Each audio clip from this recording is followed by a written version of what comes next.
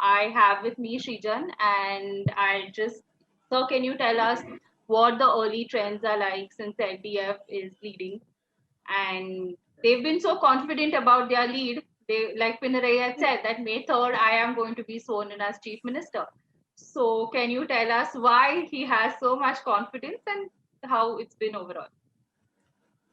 From the beginning of the counting, the LDF has been maintaining a steady lead, and at no point that lead tally went below 85. Out of 140, they have been constantly maintaining the lead in 85 seats, and currently the lead fluctuates between 91, 93, that range. So we may remember that in the 2016 polls, the LDF had won 91 seats, and in all probability, the number is likely to be more this time if the when the counting concludes. And as you said, the friend and especially Chief Minister Pinarayi Vijayan, they were very confident of coming back to power. That since the last couple of years, if you review the performance of the government, all the steps taken were with a view that the continuance in office is almost ensured. So in November last, we had these local body elections, and if you remember that time, LDF also staged a very big win in 11 of the 14 Jilla Panchayats. LDF came to power. So similarly, in most of the corporations and municipalities and in Panchayat, in all levels, the LDF dominance was clear when local body elections were conducted in last November. So since that day, I think Pinarayi Vijayan and the CPM leadership have made it sure that it is quite possible to come back to power. So, which is something like a becking of a trend if Kerala is concerned, because since 1977, the voters of Kerala, it was in 1977 that last time a government come back to power. So after that, the voters were alternating between the LDF and UDF. So soon after the local body poll and all, there were so many initiatives launched by the government, development initiatives as well as welfare initiatives. So I think both these initiatives, developmental as well as welfare initiatives, now help the LDF in a great manner to uh, stage a very impressive win this time. Right.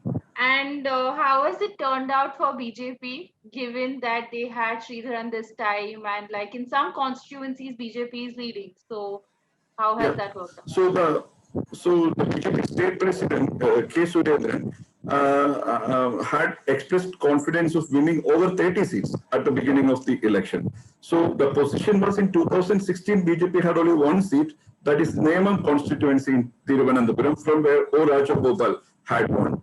So even now in Neyam, the BJP candidate Kumanam Rajashekaran is maintaining a lead, but it's very narrow lead. When I checked last 10 minutes ago, the lead was something around 1,400 votes, and another 10 more rounds of counting has to take place there. So BJP in its home constituency is facing a tough battle, but they are maintaining a steady lead. So another constituency is Palakkad, where Metro Mani Sridharan had contested. So Sridharan also established a steady lead from the beginning, but now the lead is slowly diminishing. So half an hour ago, he was maintaining 7,000 votes. Now, 5 minutes ago, his leads were somewhere around 4,000. So the lead is diminishing. But these are the two probable constituencies where BJP can win. In Trishur also, the film star Suresh Gopi, so he was in close race. He's in close race with the LDF and UDF candidates. At some points of time, he maintained the lead also. But voting is about to end. There is a tight triangular contest is happening in Trishur. So it's unpredictable. So these are the three states where now hoping something. So the state president K. Surendran, he is trailing in two seats. He contested from two seats, one from Manjeshwaram in Kasaragod and another from Konni in Pathanamthitta. Seats. So it still remains to be seen how BJP will end up, whether they will be retaining the name or whether they are adding to the seats or whether they will still suffer a setback. So we need to wait till the conclusion of the campaign. Right. And with LDF coming, winning so many seats, I just want to check on one thing. Does it have more to do with all the work they have done, or is it more on Pinarai's image, like the Iron Man image that he holds? What, like, what is it? Yeah. I say it both worked because Kerala in the last 5 years had gone through several crisis periods. There were major flood in 2018. Then there was this Oki disaster, cyclone and all. We had suffered from that. Then came this crisis. And during all those crises, the leadership of Pinarayi Vijayan could make a very considerable difference. So the people were taken care of well, or they were given a feeling of confidence. So you all might be know the daily press conferences which Pinarayi Vijayan conduct, and he directly communicates with people.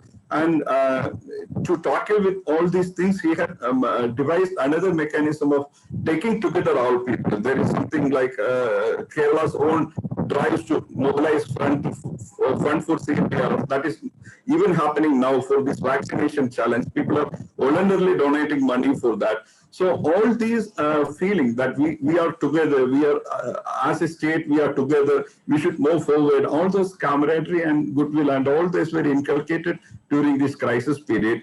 Then the willpower and the commanding power of Pinarayi Vijayan is remarkable, and so many decisions which had been pending for decades, he could on development projects and all, he could initiate them. He could quell all the differences and take the state forward. So that was one major point. And if you see the results of some of the constituencies where LDF had never hoped to win, now LDF candidates are leading.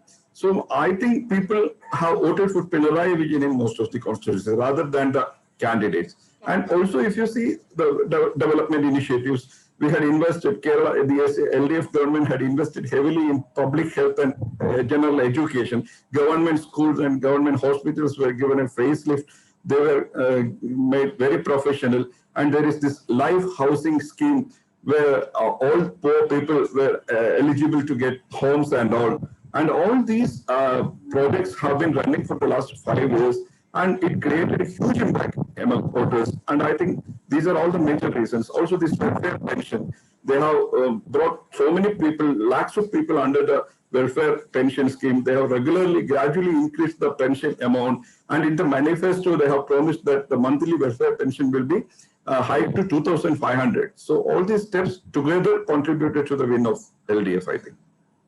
But didn't the gold smuggling case have any impact?